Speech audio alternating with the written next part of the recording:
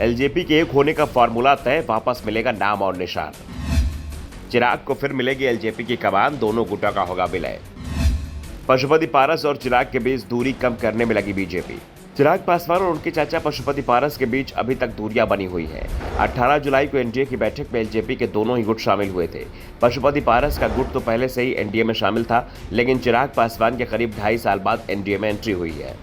दरअसल 2020 के विधानसभा चुनाव से पहले चिराग पासवान ने एनडीए छोड़ दिया था। उन्होंने नीतीश कुमार के विरोध के चलते अपना रास्ता अलग कर लिया, लेकिन इसका नुकसान उन्हें उठाना पड़ा। पार्टी को विधानसभा में सिर्फ एक सीट मिली। इसके बाद चिराग पासवान को सबसे बड़ा झटका उनके चाचा पशुपति पारस ने दिया। पशुपति पारस एलजेपी के 6 में से 5 सांसदों को लेकर अलग हो गए, एनडीए में शामिल हुए और केंद्र में मंत्री बन गए। एकमात्र विधायक जेडीयू में शामिल हो गया। वैसे चिराग का दावा है कि इस बगावत के पीछे बिहार के सीएम नीतीश कुमार का हाथ था। नीतीश उस समय एनडीए में थे, इसलिए बीजेपी भी चिराग की कोई मदद नहीं कर सकी।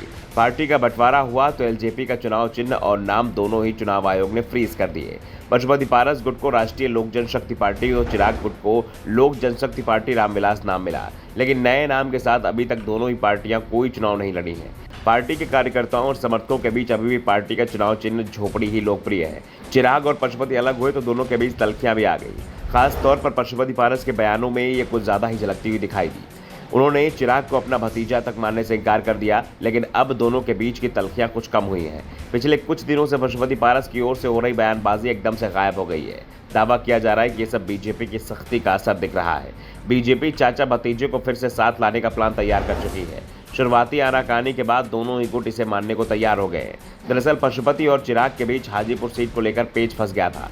दोनों यहां चुनाव लड़ने की जिद पकड़ चुके थे। ऐसे में बीजेपी हाईकमान ने दोनों से ही बात की। पार्टी को इस बात का एहसास है कि सांसद भले ही पशुपति के साथ हो, लेकिन एलजेपी का आधार वोट अभी भी चिराग के साथ ही है और चिराग एनडीए में आए ही इसी शर्त पर थे कि उन्हें हाजीपुर सीट मिलेगी। और बीजेपी ने भी पशुपति पारस से साफ कह दिया है कि चिराग ही हाजीपुर सीट से चुनाव लड़ेंगे। बीजेपी ने एलजेपी को 2019 की तरह ही लोकसभा की 6 और राज्यसभा की 1 सीट का प्रस्ताव दिया है और दोनों ही गुटों ने इस प्रस्ताव को स्वीकार भी कर लिया है। लेकिन पेच फंसा हुआ था किस गुट को कितनी सीट दी जाएंगी, और अब जो खबर आ रही है उससे साफ है कि सीट बंटवारे से पहले एलजेपी के दोनों गुटों का विलय हो जाएगा। दोनों ही गुट सर्वसम्मति से चिराग पासवान को पार्टी का अध्यक्ष चुनेंगे। इसके बाद दोनों ही गुट चुनाव आयोग के पास जाएंगे और एलजेपी के नाम और निशान पर दावा करेंगे। जाहिर सी बात है कि ऐसे में चुनाव आयोग चिराग पासवान को एलजेपी का अध्यक्ष मानते हुए उन्हें पार्टी का पुराना नाम और निशान वापस कर देगा। जो फॉर्मूला बीजेपी ने तैयार किया है और दोनों ही गुट जिसके लिए तैयार है, उसमें राज्यसभा की सीट पशुपति पारस के खाते में जाएगी। बीजेपी उन्हें रामविलास पासवान की जगह राज्यसभा में भेजेगी। पशुपति पारस के दूसरे भतीजे प्रिंस राज को समस्तीपुर सीट से एलजेपी के टिकट पर चुनाव लड़ा जाएगा। बाकी की 5 सीटों पर उम्मीदवार चिराग पासवान तय करेंगे। साफ है, ऐसे में हाजीपुर सीट पर भी कौन उम्मीदवार होगा, ये तय करने का अधिकार एनडीए में चिराग पासवान को होगा। यानी चिराग के एनडीए में वापस लौटने के साथ ही अब उनका पुराना रुतबा भी लौटता दिख रहा है। Bureau report, the such India.